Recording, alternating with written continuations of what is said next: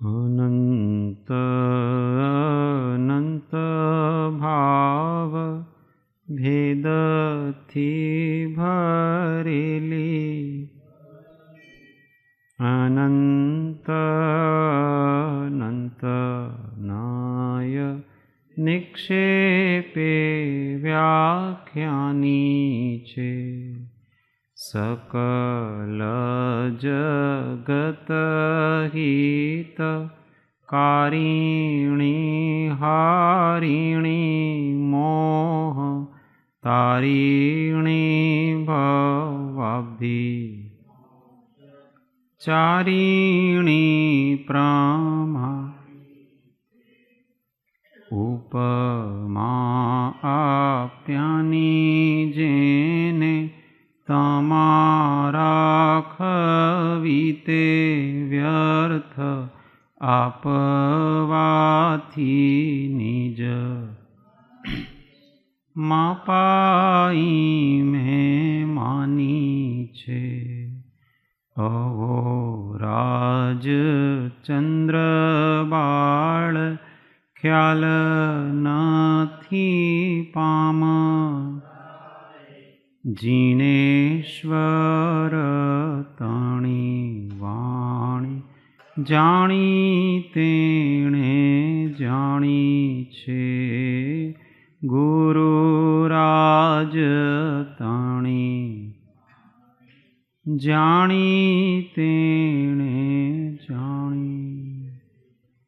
मोक्षमार्गस्य नेतारं भेतारं कर्मभूभृतां ज्ञातारं विश्वतत्त्वानां वन्दे तद्गुणलब्धये, वन्दे तद्गुणलब्धये। ओम जय सद्गुरु।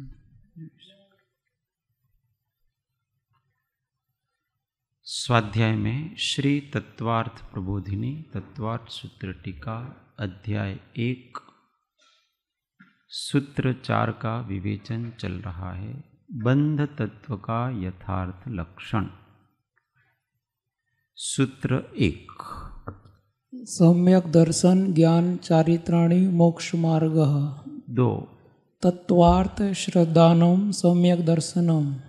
3 तन्निसर्गा तदिगमाद्वा। 4 जीवा जीवाश्रव बंध संवर निर्जरा मोक्षास्तत्वम।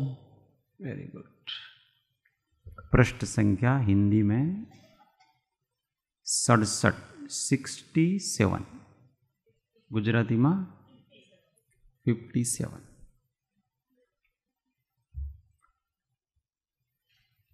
कल आश्रव के बारे में जाना था।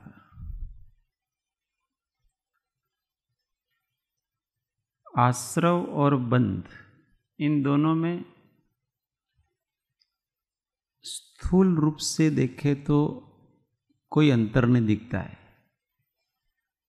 क्योंकि दोनों के रीजन भी एक जैसे हैं। कारण भी मिथ्यात्ववृत्ति प्रमाद कषाय योग ये सब उस आश्रव के कारण में भी दिए जाएंगे और बंध के कारण में भी दिए जाएंगे। पर सूक्ष्म दृष्टि से देखा जाए तो आश्रव पूर्वक बंध होता है। पहले आश्रव होगा फिर बंध होगा। अगर इनमें अंतर कुछ न हो तो आश्रव तत्व लेने की कोई जरूरत नहीं थी, सीधा ही बंध ले लेते। परंतु पहले कर्म आते हैं और फिर आत्मा के साथ रहते हैं, इसलिए उन दोनों के कारण भी सूक्ष्म रूप से अलग अलग हैं। योग से आश्रव होता है और कषाय से बंध होता है, वही बताएंगे। कर्म पुद्गलों का कर्म रूप होकर, कर्म रूप का मतलब प्रकृति प्रदेश स्थिति अनुभाग सहित, कर्मरूप होकर आत्म प्रदेशों से संश्लेषित होकर रहना। संश्लेषित का अर्थ यहाँ बताए, दूध पानी की तरह एक में एक होकर रहना ही बंध तत्व है, ऐसा श्री जिनेन्द्र देव द्वारा कहा गया है।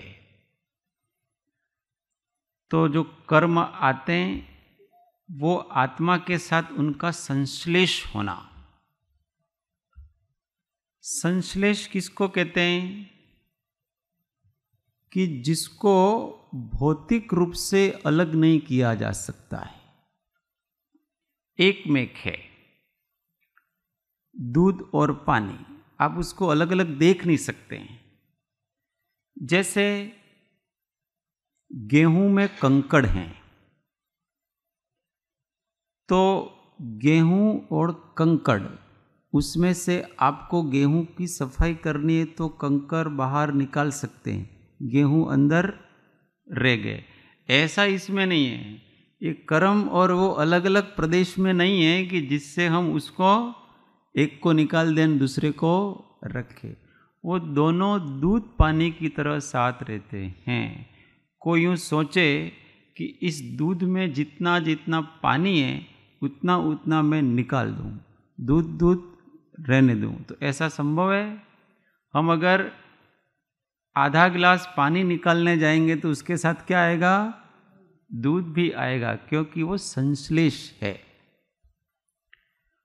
कोई हंस होता है वो करता है, पर वो हंस भी अलग नहीं करता है। वो क्या करता है? हाँ, दूध दूध पी लेता है, पानी रह जाता है। तो ये संश्लेष का मतलब ऐसा होता है। वो हमेशा साथ साथ रहेंगे। एक तो होता है एक क्षेत्रावगाह और एक होता है संश्लेष। इन दोनों में क्या अंतर है? कोई वस्तु एक क्षेत्रावगाह है तो भी वो एक साथ ही है, एक में की है। तो कर्मों का आत्मा के साथ एक क्षेत्रावगाह संबंध है कि संश्लेष संबंध है? कि एक क्षेत्रावगाह और संश्लेष दोनों है। तो एक क्षेत्रावगाह और संश्लेष में अंतर क्या रहा? देखो, एक क्षेत्रावगाह का मतलब ऐसा है कि एक ही क्षेत्र में रहें, परंतु क्षेत्रांतर होने पर वो साथ आए कि न भी आए। जैसे अभी यहाँ ये शरीर है, ये शरीर जहाँ है वहाँ आत्मा के प्रदेश है, उसी आकाश के प्रदेश में। अब इसी आकाश के प्रदेश पर कार्मण वर्गणाएं हैं, तो अभी उन कार्मण वर्गणाओं का इस आत्म प्रदेशों के साथ एक क्षेत्रावगाह संबंध है। अभी वो एक में खो रहे हैं। अब ये शरीर उधर गया, तो इस जगह की जो कार्मण वर्गणाएं हैं वो यहीं के यहीं रह जाएंगी, मेरे साथ में नहीं आएगी। परंतु जो संश्लेष रूप में हैं कर्म वर्गणाएं और जो कार्मण वर्गणाएं विसर्सोपचय रूप हैं, वो सारे की सारी साथ में आएंगी, क्योंकि वो संश्लेष रूप में। वो मैं कहीं भी जाऊंगा तो साथ में। संश्लेष का मतलब होता है साथ साथ चलता है। अभी अपना आत्मा और शरीर का कौन सा संबंध है? एक क्षेत्रावगाह संबंध है कि संश्लेष संबंध है? तो संश्लेष संबंध है, उसमें एक क्षेत्रावगाह आ गया। केवल एक क्षेत्रावगाह हो तो अभी ये शरीर उधर चला जाए और आत्मा यहाँ रह जाए, परंतु ऐसा तो है नहीं। यहाँ तो संश्लेष संबंध है, ये शरीर जहाँ जाएगा वहाँ वहाँ उसके आत्मा के प्रदेश जाएंगे। ये संबंध थोड़ा समझने का प्रयत्न। इसलिए संश्लेष जहाँ जहाँ आता है वहाँ एक में होना, सहवर्ती होना, ऐसा उसका अर्थ है। साथ साथ वर्तन करेंगे। तो बंध की यह व्याख्या अनुपचरित असद्भुत व्यवहार नय से कही गई है। कर्म पुद्गलों का आत्म प्रदेशों के साथ संश्लेष होकर के रहना ये बंध है। ये बंध की व्याख्या कौन से नय से कही गई है? अनुपचरित असद्भुत व्यवहार नय से कही गई है। ये अनुपचरित असद्भुत व्यवहार नय क्या है? नरेश भैया जरा बताएंगे। हाँ, दो पदार्थों के बीच संबंध बताना, निरूपण करना। Yes, good. इसको व्यवहार कहते हैं, वेरी गुड। और असद्भुत व्यवहार कहते हैं। फिर अनुपचरित, अनुपचरित अनुचरित यानी जो एक चित्रावगन संबंध है, यस, गुड, शरीर का आत्मा के साथ। हाँ, तो ऐसे दो पदार्थ जो अलग अलग नहीं है पर एक साथ रहते हैं, उनमें संबंध बताना, उसको अनुपचरित असद्भुत व्यवहार कहते हैं। देखो, जहाँ भी दो पदार्थों के बीच में संबंध बताया जाएगा, वो कौन से नय का विषय है? व्यवहार नय के विषय का। कौन से व्यवहार नय का विषय है? सद्भुत व्यवहार के असद्भुत व्यवहार? असद्भुत व्यवहार। असद्भुत व्यवहार का। और उसमें भी फिर दो प्रकार के हैं, एक उपचरित और एक अनुपचरित। तो उपचरित का मतलब अलग अलग हैं, एक क्षेत्रावगा में नहीं है। अभी संजय भाई और हृदय का संबंध बताना है, तो हृदय है वो संजय भाई के बेटे हैं। ये संबंध हो गया एक पदार्थ में कि दो पदार्थ में? दो पदार्थ में संबंध है। एक, वो दोनों एक नहीं है, दो पदार्थों के बीच में संबंध है, और वो दोनों कैसे हैं? अलग अलग हैं। तो संजय भाई ऐसा कहें कि हृदय मेरा बेटा है, तो ये कौन सा नय हो गया? उपचरित असद्भुत व्यवहार नय। यस, उपचरित असद्भुत व्यवहार नहीं। और संजय भाई ऐसा कहें कि ये शरीर मेरा है, तो कौन सा नय हो गया? अनुपचरित असद्भुत व्यवहार नय। हाँ, क्योंकि वो शरीर तो उनके साथ लगा हुआ है, परंतु हृदय उनके साथ लगा हुआ, भले हृदय से बहुत प्रिय हो परंतु लगा हुआ नहीं है, ऐसे समझना। ये चीज़ें, कुछ चीज़ें इतनी क्लियर कर लेनी अपने, क्योंकि बार बार शास्त्र पढ़ेंगे तो आएंगे, फिर सोचेंगे ये सीधा ही कह देते ना, अनुपचरित असद्भुत व्यवहार से बंध की व्याख्या ऐसा कहने की कहाँ, ये लाइन नहीं लिखते तो चलता, पर ऐसा नहीं है। ज्ञान की स्पष्टता होने के लिए नय की स्पष्टता जरूरी है। अब वास्तव में बंध तत्व की परिभाषा करेंगे। ये तो व्यवहार से किए, दो द्रव्यों में संबंध बताया। वास्तव में आत्म गुणों का आवरित रहना बंध तत्व है, अर्थात आत्मा के केवल ज्ञानादि गुणों का प्रकट न होकर ज्ञानावरणादि कर्मों के निमित्त से आवरित रहना निश्चय से बंध तत्व श्री वितराग देव द्वारा बताया गया है। अब देखो, बंधन अपन मानते किसको है? कि जहां पराधीनता हो उसी को तो अपन बंधन मानते हैं। कोई किसी के निमित्त से अपनी शक्ति काम नहीं करती, उसका प्रभाव है, उस प्रभाव का नाम ही वास्तव में बंधन है।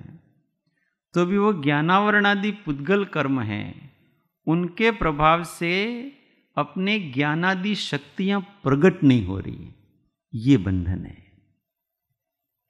अपन कहते हैं ना, जिसे कैदी को कहते हैं ये जेल में बंद है, क्या वास्तव में वो जेल में बंद है? जेल में उसको किसी एक कमरे में रखा गया है। कमरे में रखा जाएगा कि नहीं रहेगा? हम भी अपने घर में किसी एक कमरे में रहते कि नहीं रहते? वो भी जेल में किसी एक कमरे में हैं, उनको उसको भी खाना पीना सब कुछ मिल रहा है, हमको भी खाना पीना मिल रहा है, सोने का, हम जो जो करते हैं वो सारा का सारा वो कैदी करता है। फिर भी हम यूं कहते हैं कि कैदी तो जेल में बंद है, और हम अपने आप को बंधन में मानते नहीं हैं, हम मुक्त हैं। तो अपन किस कारण से ऐसा कह रहे हैं? समझ में आ रहा है? वो बंधन में कैसे और हम मुक्त कैसे? हाँ, ये बहुत जोरदार बात कही। हम अपनी इच्छा के अनुसार जो चाहे वो कर सकते हैं, पर कैदी अपनी इच्छा के अनुसार जो चाहे वो कर सकता नहीं है। अब इसी प्रकार से इन कर्मों ने क्या कर रखा, कर्म तो अपने आत्म प्रदेश में, कर्म कर्म के प्रदेश में, वो दोनों तो स्वरूप से अलग अलग है। भले एक जगह रहते हों पर स्वरूप से दोनों स्वभाव से अलग अलग हैं। परंतु वो कर्म जब तक कर्म रूप में आत्म प्रदेश पे रहता है तब तक हम अपनी शक्ति को प्रकट नहीं कर पाते। अभी ज्ञानावरण आदि कर्म जब तक है तब तक हमारे अंदर जानने की शक्ति तो है। कितनी शक्ति है? अनंत ज्ञान की शक्ति है। भूतकाल का भी पूरा जान सकते हैं, भविष्य का भी पूरा जान सकते हैं, स्व को भी पूरा जान सकते हैं, पर को भी पूरा जान सकते हैं, परंतु हम जान नहीं पाते। क्यों? आवरण है। वो उस पुद्गल ने हमको रोक रखा है। उस पुद्गल के निमित्त से हमारी शक्ति आवृत है।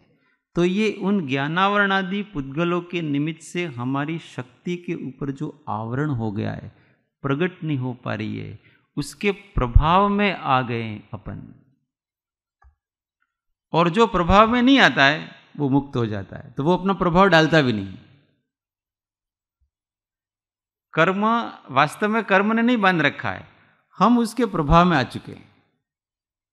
और जिस दिन हम उसके प्रभाव से मुक्त होते हैं उस दिन वो अपना प्रभाव डालता नहीं। चंद्रगुप्त मौर्य के दरबार में एक इंद्रजालिया आया। वो बताता है, सब जादू बताता है। तो उसने महाराज को कहा कि महाराज, मैं आपको इसी राज दरबार में स्वर्ग दिखाऊंगा। तो जोरदार, स्वर्ग दिखा हुआ हमने देखा नहीं है, मरने के बाद ही जाते हैं, ऐसा सुना। आप जीते जी स्वर्ग दिखा रहे हो तो बहुत अच्छी बात है। तो उसने अपना जाल फैलाया, इंद्रजाल। हाँ, इंद्र महाराज बैठे हुए न, वो शची उनकी सिंहासन पे बैठी हुए न, फिर वो देवांगनाएं नृत्य कर रहे हैं, फिर उनके आसपास देव बैठे हुए न। जैसा एक स्वर्ग का होता वह, और सबको ऐसा ही लगा कि वास्तव में स्वर्ग ही है। फिर थोड़ी देर बाद आचार्य विष्णुगुप्त आए, चाणक्य। अब फिर उस वो भी देखने लगे। फिर उस इंद्रजालिया ने अपना सब समेट लिया। तो महाराज ने कहा कि भाई क्यों भाई समेट रहे हो? तो अब मेरी नहीं चलेगी। अब क्यों नहीं चलेगी? अब हमको पहचानने वाला आ गया है ये। आप सब तो मेरे प्रभाव में आ गए थे, ये प्रभाव में नहीं है। ये आचार्य जब तक है तब तक मैं कर सकता, क्योंकि आप मेरे प्रभाव में थे, मैं उनके प्रभाव में। देखो, जिसका प्रभाव अधिक होता है वो उसके अधीन हो जाता है। अब मेरी नहीं चलेगी, क्योंकि ये मेरी जो डुप्लीकेसी बनावटी है ना, सम्मोहन विद्या, ये सम्मोहन विद्या जागृत पुरुष के ऊपर नहीं चलती है। तुम मोहाधीन हो, रागी हो, अंधे हो, इसलिए मेरा हिप्नोटिज्म तुम्हारे ऊपर चलता है, इनके ऊपर नहीं चलेगा। ये एकदम जागृत है। और वो चला गया। ऐसे ही हमारी और कर्मों का संबंध है। जब तक हम अजागृत रहते हैं, मूर्छित रहते हैं, तब तक वो अपने निषेकों का रस दिखाएगा। और जैसे ही आत्मा जागरण में आया, उसका सब रस फीका पड़ जाता है और वो अपना सब नाटक समेट करके चले जाते हैं। इसलिए ऐसा नहीं समझना कि कर्मों ने हमको बांध रखा है, हम उसके प्रभाव में आ चुके हैं। आत्मसिद्धि की गाथा कौन सी? कर्ता वर्ते निज स्वभाव नो अखंड। ऐसा नहीं,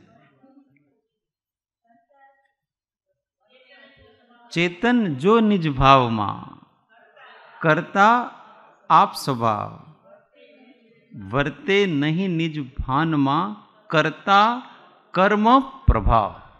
शब्द जोड़ा उन्होंने, वो किसका है? कर्म के प्रभाव से अपने ही रागादि का करता है, उनके प्रभाव में आ गया है इसलिए करता है। और जब वो प्रभाव नहीं हो तो अपने निज स्वभाव का ही वो करता है। अपने को प्रभाव में नहीं पड़ना है। बस बंध को जान करके करना क्या है, हमको इन कर्मों के उदय के प्रभाव में नहीं आना। पहले तो हम 9 कर्मों के प्रभाव में ही जबरदस्त हैं, फिर कर्मों के प्रभाव से छूटना, पहले 9 कर्मों के प्रभाव से छूटो।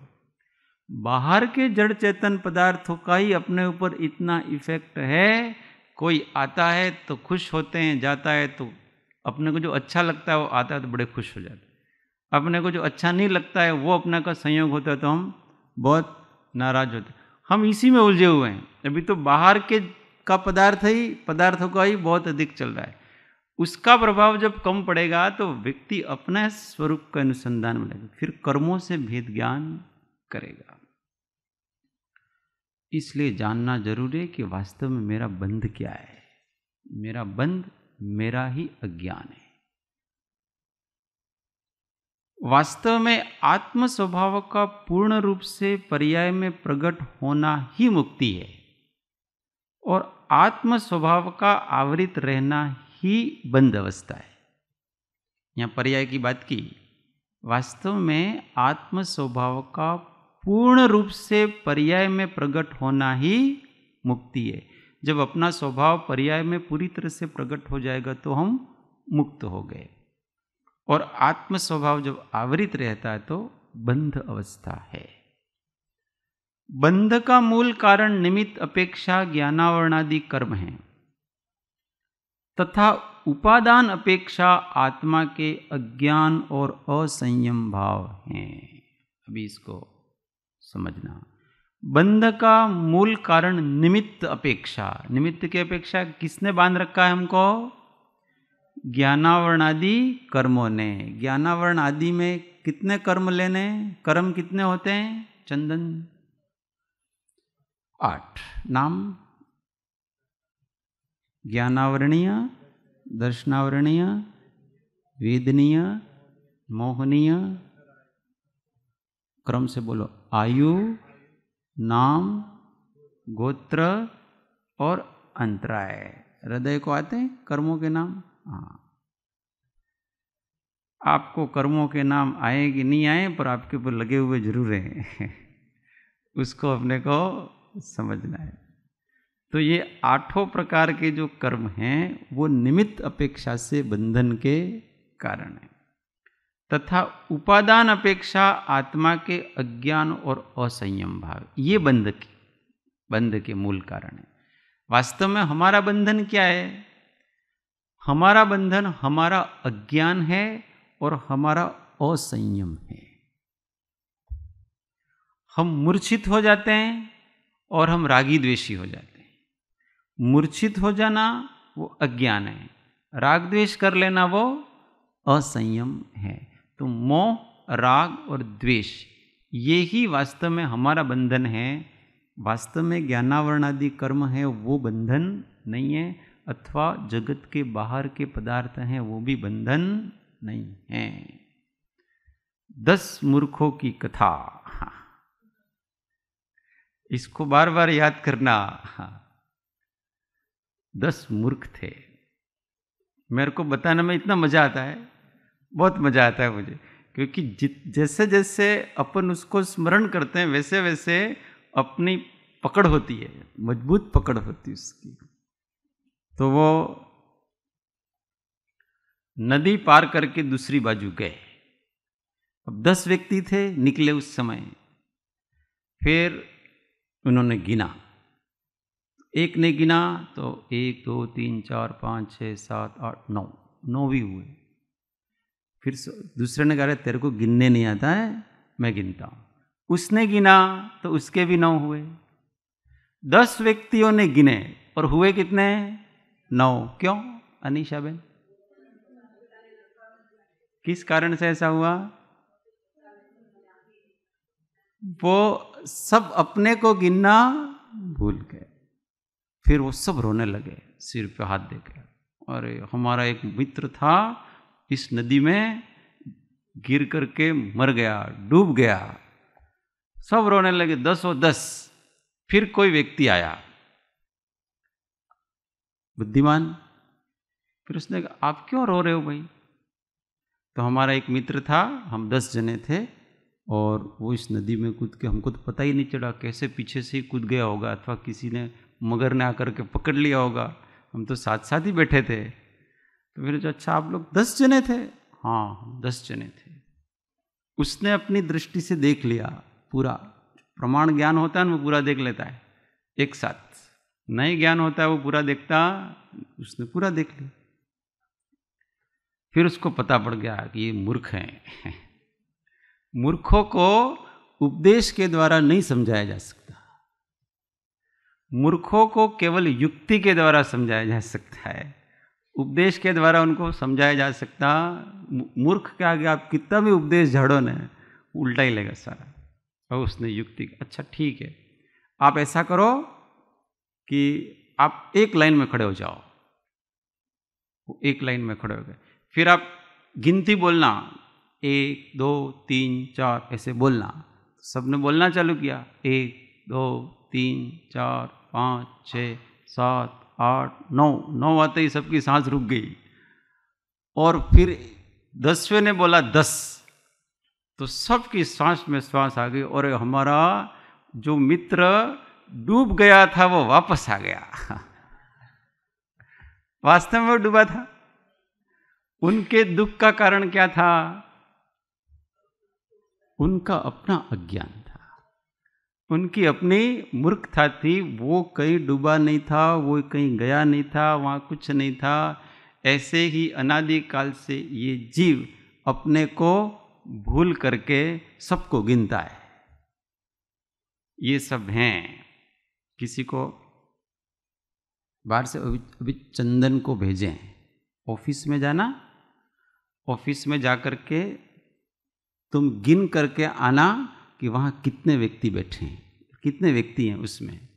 तो गिना नित्याबेन हैं और वो जो काम करते हैं वो भी हैं, सब हैं। तो आकर के क्या बताएगा कि मैं पूछूंगा उसको, अच्छा ऑफिस में कितने व्यक्ति थे? तो बताएगा 4। अब मैं उसको कहूँ कि नहीं 5 थे, तो वो मानेगा नहीं। क्यों नहीं मानेगा? वो ये नहीं मानेगा कि जिस समय वो गिन रहा था उस समय वो भी वहां था। तो उस समय तो 5 ही व्यक्ति थे ना वहां पर वो उन सामने वालों को गिनेगा, अपने को नहीं गिनेगा। उसी प्रकार से ये जीव अनादिकाल से इस अज्ञान से भ्रमित हो रहा, अपने को नहीं गिनता है, बाकी सबको गिनता है। इसलिए बाकी को गिनता है, इसलिए राग द्वेष होते हैं। अपने को गिनेगा तो राग द्वेष होंगे। पहले अपने को गिनना चाहिए। ये चांद बहुत सुंदर है, क्यों? क्योंकि मैं जानने वाला हूं इसलिए, नहीं तो काहे को सुंदर होगा वो? हर चीज अपने से है। हम क्या है? दूसरों से हम हैं। हम दूसरों से नहीं है, हमसे दूसरे हैं। प्राथमिकता हमेशा जो अपने को देता है वो इस अज्ञान से रहित हो जाता है। वास्तव में अज्ञान और असंयम भाव ही बंधन के मूल हैं, क्योंकि जहां जहां अज्ञान और असंयम है वहां वहां बंधन है, और जहां जहां ज्ञान और वितरागता है वहां वहां मुक्ति है। ये व्याप्ति संबंध हो गया। जहां जहां अज्ञान और असंयम भाव है वहां वहां बंधन है, और जहां जहां ज्ञान और वितरागता है वहां वहां मुक्ति है। जहां भी ज्ञान की जागृति, अपने देख लेना, हम मोक्ष ऐसा सोचते हैं ना, जब ऐसा शब्द आता है हम क्या समझते? ऊपर ऊपर हो, ऐसा नहीं है। हर क्षण मुक्त अवस्था में रहने का प्रयास करें। तो जिस क्षण हम जागृत हैं उस समय मुक्त हैं, और जिस क्षण हम अजागृत हैं उस समय हम बंधन में। मुक्ति की खोज भेद ज्ञान से करनी चाहिए। भले अपने शरीर भी है, कर्म का उदय भी है, सब है, परंतु जिस समय हम अपने सहज स्वभाव के प्रति जागृत हैं तब हम किसी के प्रभाव में नहीं, हम एकदम शांत अवस्था में हैं, निराकुल अवस्था में। और जैसे ही उसके ऊपर आवरण आता है और वैसे ही आकुलता बढ़ती। अपने को आप भूल के हैरान हो गया, अपने को आप भूल के हैरान हो गया, माया के जाल में फंसा वीरान हो गया, माया के जाल में फंसा वीरान हो गया। हमेशा बहुत सूक्ष्म दृष्टि रखना। अभी अपन यहां सब हैं, मैं बोल रहा हूं, आप सब सुन रहे हैं, और इस समय भी अगर स्वरूप की जागृति हटी तो हम व्याकुल हो जाएंगे। कोई भी कार्य करें अपन, पर कार्य करते करते कम से कम अपने सहज स्वभाव के प्रति तो हमेशा जागृत रहना चाहिए, नहीं तो हम व्याकुल हो जाएंगे।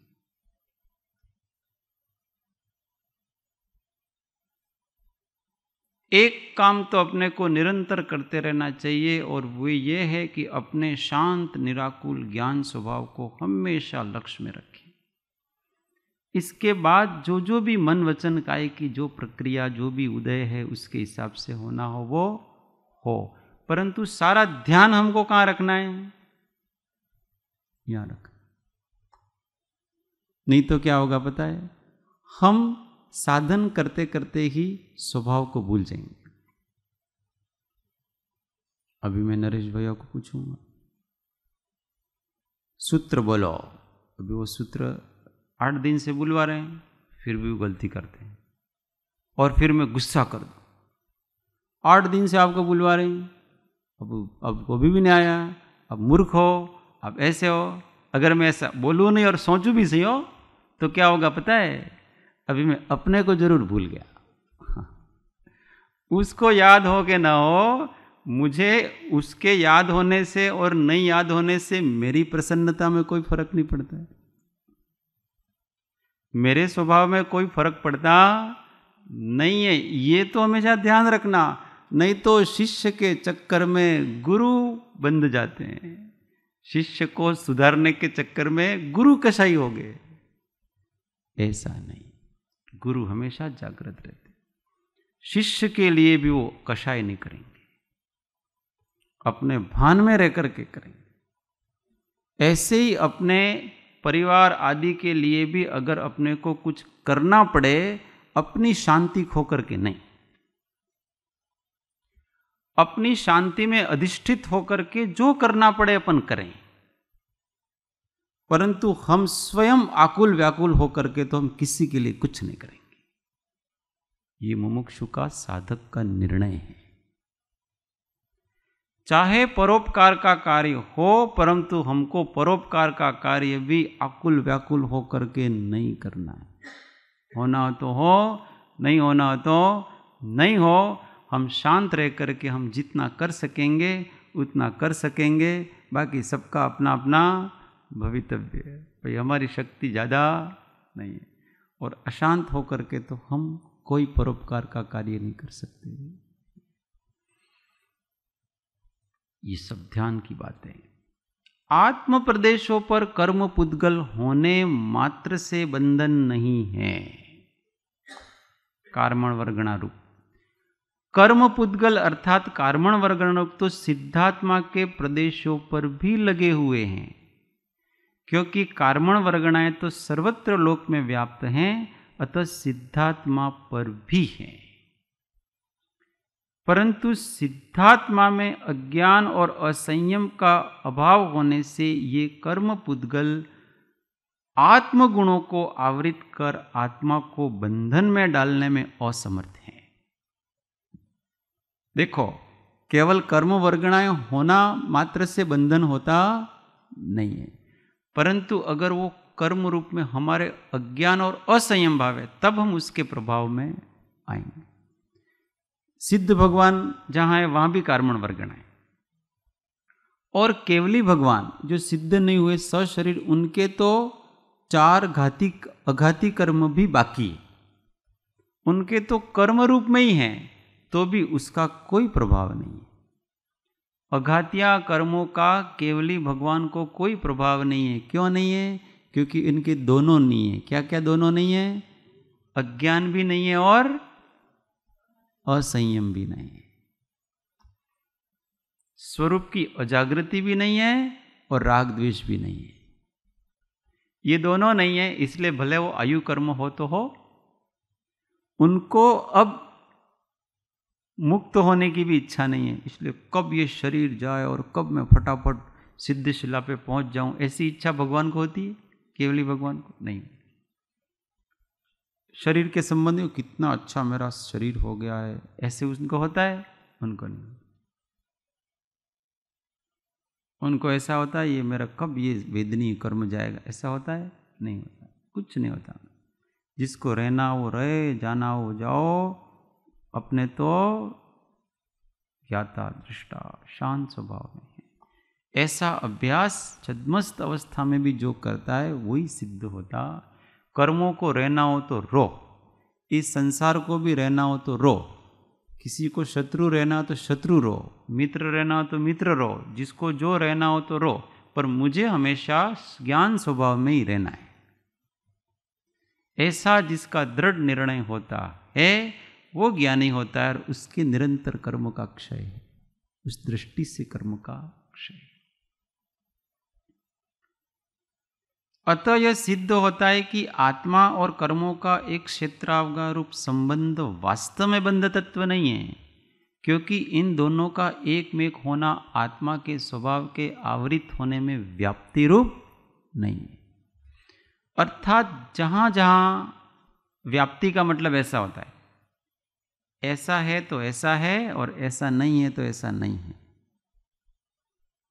जहां जहां राग है वहां वहां बंधन है, जहां जहां बंधन है वहां वहां राग है, जहां जहां राम है वहां वहां लक्ष्मण है, जहां जहां लक्ष्मण है वहां वहां राम है, जहां जहां उष्णता है वहां वहां अग्नि है, जहां जहां अग्नि है वहां वहां उष्णता है।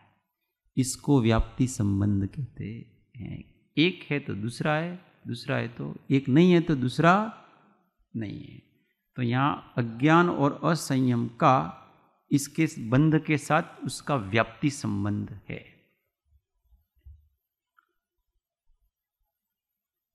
परंतु जहां, अब कहते अर्थात जहां जहां आत्मा के साथ कर्म पुद्गल लगे हैं वहां वहां आत्मा बंधन रूप है, ऐसा अनिवार्य नहीं है जैसे सिद्धात्मा। इसलिए कर्म का बंधन के साथ व्याप्ति संबंध नहीं है। किसका व्याप्ति संबंध है? अज्ञान और असंयम का। परंतु जहां जहां अज्ञान और असंयम भाव है वहां वहां अवश्य ही आत्मा अपने स्वभाव के आवृत होने रूप बंधन में होता है। इसलिए अपने को कहां काम करना है? अज्ञान और असंयम को दूर करना है। उन कर्मों को कहीं निकालना नहीं है, कर्म तो दिखते ही नहीं, हम निकालेंगे क्या?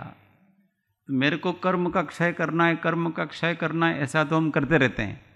परंतु कर्म का क्षय करने के लिए करना क्या है? तो अपने अज्ञान और असंयम को नष्ट करना है।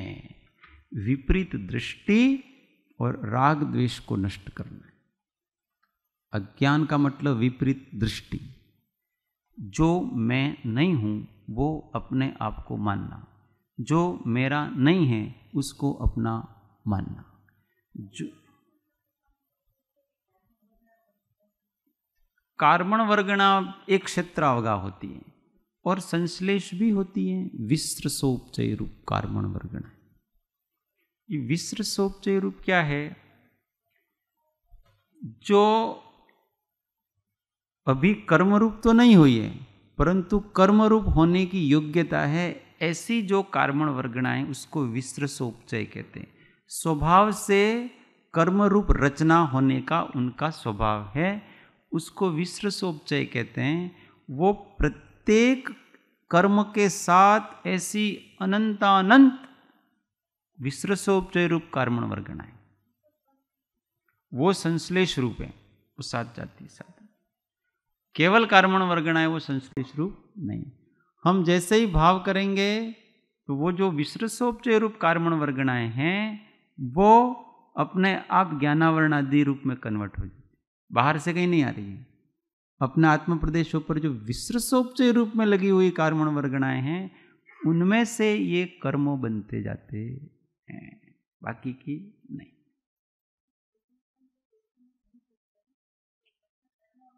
सिद्ध भगवान के ऊपर मात्र कार्मण वर्गणाएं हैं, शुष्क कार्मण वर्गणाएं, विसृसोपचय रूप नहीं है, क्योंकि उनकी चेतना एकदम शुद्ध हो चुकी है।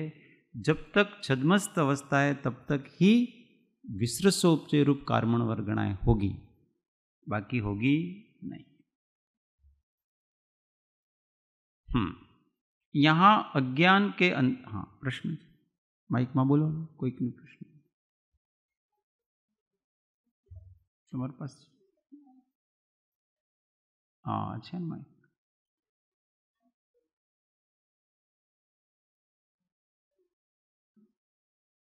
તમે થોડાક નજીક આવી જાઓ.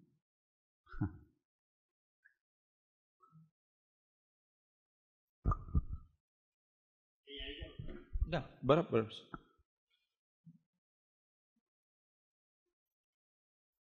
अपने अज्ञान और असंयम की अपने बात कर रहे हैं, ये बंध तत्व के लिए। तो जैसे योग और कसाई, आश्रव में योग और कसाई का होने से फिर वो बंध पड़ता है। तो ये अज्ञान और असंयम और कसाई एक ही चीज? कषाय वो असंयम एक ही चीज है। कषाय उसको एक शब्द में अपन कषाय कहते हैं। असंयम मतलब कषाय हुआ, असंयम मतलब कषाय। कषाय में क्रोध मान माया लोभ को लेते हैं, अज्ञान में मिथ्यात्व। तो जो राग द्वेष अपने गिनते हैं इसमें, तो राग द्वेष और कषाय वो दोनों में तो थोड़ा एक ही है। राग द्वेष, असंयम और कषाय ये सब एकार्थवाच। असंयम का मतलब होता है अपने स्वभाव की मर्यादा में नहीं रहना, विकारी भाव करना। विभाव का नाम असंयम है। अपना स्वभाव तो राग द्वेष रहित वीत राग है, पर जब हम राग द्वेष करते हैं, राग द्वेष का ही स्वरूप है क्रोध मान माया लोभ हास्य रति अरति शोक भय जुगुप्सा, ये सब राग द्वेष ही हैं, राग द्वेष में ही आते हैं। तो यहाँ जब अज्ञान ऐसा कहा तो मिथ्या दर्शन लेना, और असंयम ऐसा कहा तो फिर मिथ्या चारित्र ऐसा लेना। ये सब कषाय भाव वगैरह ये सब ले लेना। सब आ गए? हाँ, असंयम में तो सब आगे हैं, वो भी कषाई है एक प्रकार। नहीं, अनंतानुबंधी क्रोध मान माया लोभ अज्ञान में मिथ्या दर्शन आता है। मिथ्या दर्शन ये तो चारित्र मोहनी के है ना, प्रकृतियां नहीं, चारित्र मोहनी की चारों प्रकृतियां हैं। तो वो जितने चारों प्रकार के कषाय हैं वो असंयम में आएंगे, और जो मिथ्यात्व है वो अज्ञान में आएगा। वो अपन आत्मस्थिति की वो गाथा कह सकते हैं, कर्म मोहनी भेद बे दर्शन चारित्र नाम, हणे बोध वितरागता अचूक उपाय। हाँ, तो अब यही बताएंगे आगे। यहाँ अज्ञान के अंतर्गत मिथ्या श्रद्धान और मिथ्या ज्ञान दोनों, ये दोनों ले लेना अज्ञान में, तथा असंयम के अंतर्गत मिथ्या चारित्र गर्भित है। इसलिए मिथ्या दर्शन, मिथ्या ज्ञान, मिथ्या चारित्र ये तीनों आ गए, अज्ञान और असंयम। आशा यह है कि बंधन से मुक्ति चाहने वाले भव्य जीवों को अज्ञान और असंयम रूपी विषकंटकों को श्री जिनेन्द्र प्रणीत तत्व ज्ञान से निकालकर विचार और आचार रूपी अग्नि में तपाकर आत्मज्ञान और वीतरागता से आत्मा को स्वरूप समाधि में अधिष्ठित करना चाहिए। ये सारभूत बात है। करना क्या चाहिए अपने को? अज्ञान और असंयम रूपी विषकंटकों को, ये कैसे हैं? कांटे तो हो पर कैसे कांटे? विषैले कांटे ही नहीं है, विष बुझे हुए कांटे तुरंत मर जाते हैं। सामान्य कांटा होता है तो अपन उसको निकाल लेते हैं, परंतु विष बुझा हुआ कांटा होता है तो अपने को मार देता है तुरंत। इसी प्रकार से ये अज्ञान और ये जो असंयम राग द्वेष है वो हमको तुरंत मार देते हैं। इसलिए तो क्षण क्षण जीव मर रहा है, मर रहे कि नहीं? क्षण क्षण भयंकर भाव मरने, हम भावों से निरंतर मरी तो रहे हैं, यही विषकंटक है। तो क्या करना चाहिए उनको? श्री जिनेन्द्र प्रणीत तत्व ज्ञान से, अपने मन मर्जी का तत्व ज्ञान नहीं, श्री जिनेन्द्र प्रणीत तत्व ज्ञान से उन्होंने जो पदार्थ का स्वरूप बताया उस स्वरूप का श्रद्धांत करके निकाल कर क्या करना, फिर विचार और आचार रूपी अग्नि में तपाकर तत्व विचार और फिर आचार, शांत निराकुल मौन अवस्था, ये आचार है। स्वभाव में रहना वो आचार है, स्वभाव की दृष्टि है वो सम्यक तो है वो, और स्वभाव के विचार उपयोग, स्वभाव रूप उपयोग वो विचार है। ऐसे समझ तपाकर, उस अग्नि में तपाकर क्या करना चाहिए, आत्मज्ञान और वीतरागता से आत्मा को स्वरूप समाधि में अधिष्ठित करना चाहिए। आत्मा का ज्ञान करना। हर समय अपन दूसरों को जानते रहते हैं, दूसरों के विचार करते रहते हैं, दूसरों के विकल्प करते रहते हैं, परंतु हमको क्या करना कि ये मैं कौन हूं वो जाना। इस ज्ञान में ज्यादा उपयोग लगाना चाहिए। और व्यक्ति क्या करता है, ये ऐसा है, ये ऐसा है, इस प्रकार से, इस प्रकार से, ऐसा नहीं, मैं कौन हूं, मैं कैसा, बार बार वही। कोई भी पदार्थ देखें तो इसमें उसको महत्व मत दो, अपने को महत्व। आत्मज्ञान का मतलब अपना ही ज्ञान करते रहना, अपने को ही जानते रहना, इसका नाम आत्मज्ञान कहलाता है। दूसरों के विकल्पों में नहीं पड़ना। और अपने को जानेंगे तो राग द्वेष तो अपना आप छूट जाएंगे। जब हम स्वरूपानुसंधान में तल्लीन होते हैं तो हम राग द्वेष नहीं करते। करते हैं क्या, 5 इंद्रियों के विषय भी अपने आप छूट जाते। कभी भोजन करते करते स्वरूपानुसंधान करने की प्रैक्टिस करना, भोजन का सारा रस छूट जाएगा। कौन क्या दे रहा है, दिया कि नहीं दिया, कि अच्छा है कि बुरा है, कि ये सब छूट जाएगा। बस अपने को यूं लगेगा कि ये केवल भोजन हो रहा है। ये स्वरूपानुसंधान का, इंद्रियों के विषय में से रस छूट गया अपने, तो ये उसका उपाय है। उपाय करते रहना चाहिए। चलो, किसी को कुछ प्रश्न है? समय पूरा।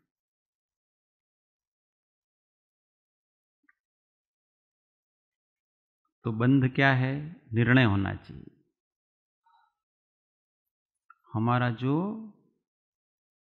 अज्ञान भाव है और असंयम भाव अर्थात मोह, राग और द्वेष, ये ही बंधन है और कोई बंधन नहीं है। इसलिए जिसको भी बंधन से मुक्त होना है उसको अपना मोह, राग और द्वेष इसको छोड़ना चाहिए। और उसको छोड़ने का उपाय है आत्मज्ञान और आत्मसमाधि। सर्व क्लेश અને સર્વ દુઃખથી મુક્ત થવાનો ઉપાય એક આત્મજ્ઞાન છે और उसका उपाय है आत्मविचार और उसका उपाय है सत्संग। इसलिए सत्संग करते रहना।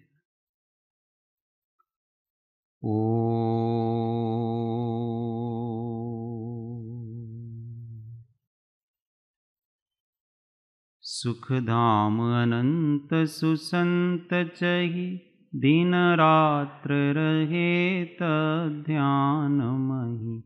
पर शांति अनंत सुधामय, प्रणमो पद ते वरते जय। ओ प्रणमो पद ते वरते। बोलो महावीर स्वामी पंच परमेष्ठी परम कृपाणु सद्गुरु सब संतन की शुद्ध आत्मदेव की जय। ओ